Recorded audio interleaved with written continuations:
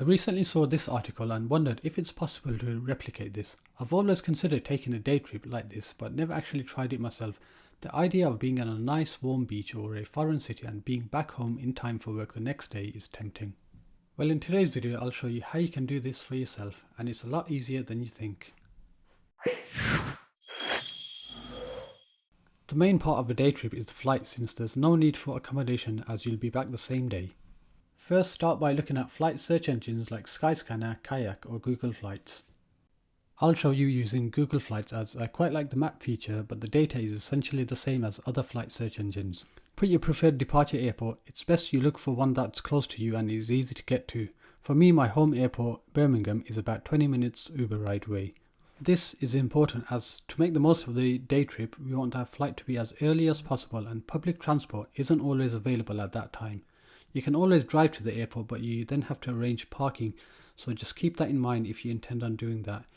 In fact, your nearest airport like mine may not have many same-day flights, so you might need to look at other airports. Filter your search options by departure and arrival times to find flights that depart and arrive back on the same day. You'll want to select a non-stop flight. Reduce the price to something sensible, as it's not worth a day trip if the flight prices are extortionate. Even though you won't need accommodation, you will still need money for food and transport at the destination. Ideally, most people would want to go on a weekend, but if you've got a day available during the week, then you might find prices better than a weekend day trip. Here are some examples I've found. So Dublin is a cheap and easy option with plentiful of daily flights at several times a day. The great thing about Dublin is it's a very short flight, meaning that you get to use more of your time on the ground rather than in the air. However, if you're after something a bit warmer, keep watching as I'll show you a few other options. So let's change our departure airport to London, which will have far more choice, which is great for those able to get to one of these airports relatively easily. Milan is another great option. The headline price is £41, but when you click through, it's not ideal flight times for a day trip. There is, however, a more better timed flight by Ryanair leaving at 5:55 am and returning at 11:30 pm in the night. This would really allow you to maximise your time there. The price is higher at £85, but it's not too crazy for a day trip. Some UK intercity train tickets are priced higher.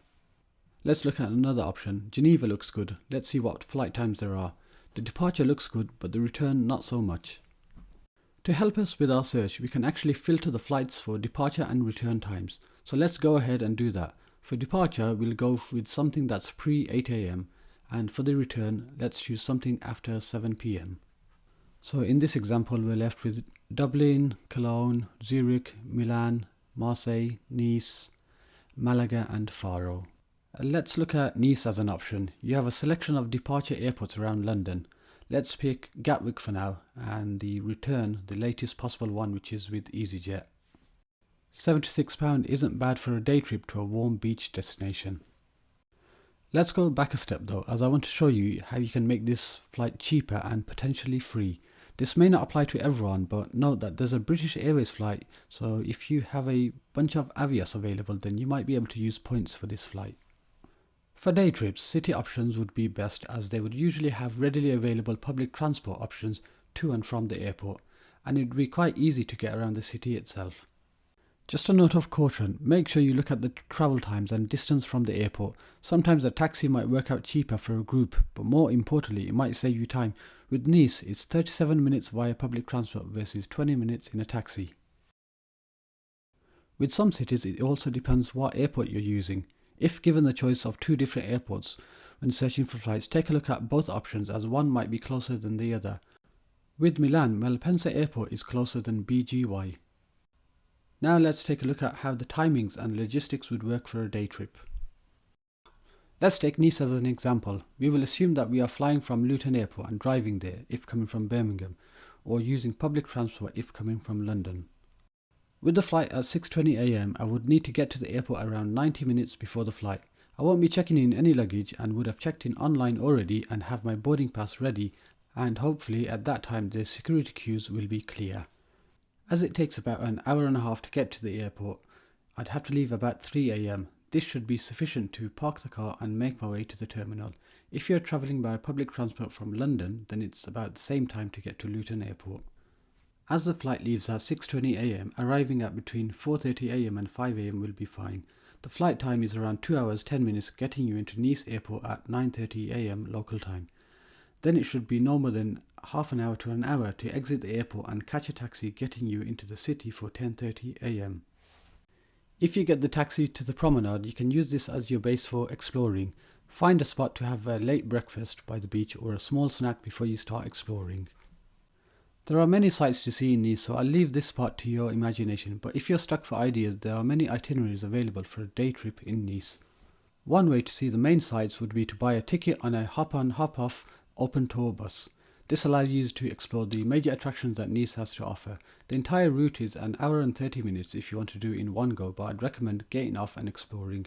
The pickup for the bus is at the Promenade des Anglais, which is where you would have started anyway, so this is ideal. As our return flight is at 9:55 pm, we need to be at the airport around an hour and a half before departure. After having dinner at around 6 pm, you can leave directly from the restaurant to the airport at about 7:30 pm. This should get you to the airport for 8 pm, which is plenty of time to get through security and to the gate. Assuming your flight leaves on time, you should then touch down into Luton for 11 pm and hopefully be back home around 1 am. So what do you guys think? Has this made you think of doing something similar? I know it's definitely made me consider it to be more realistic than I would have otherwise thought. Those mums that did it should be a source of inspiration for us all. With a bit of careful planning, a trip like this doesn't have to break the bank and can be cheaper than a UK day trip. Let me know if you're considering trying something like this after watching this video, or if you've already been on one. As always, if you found this helpful, then do give it a like and don't forget to subscribe for more videos like this in the future.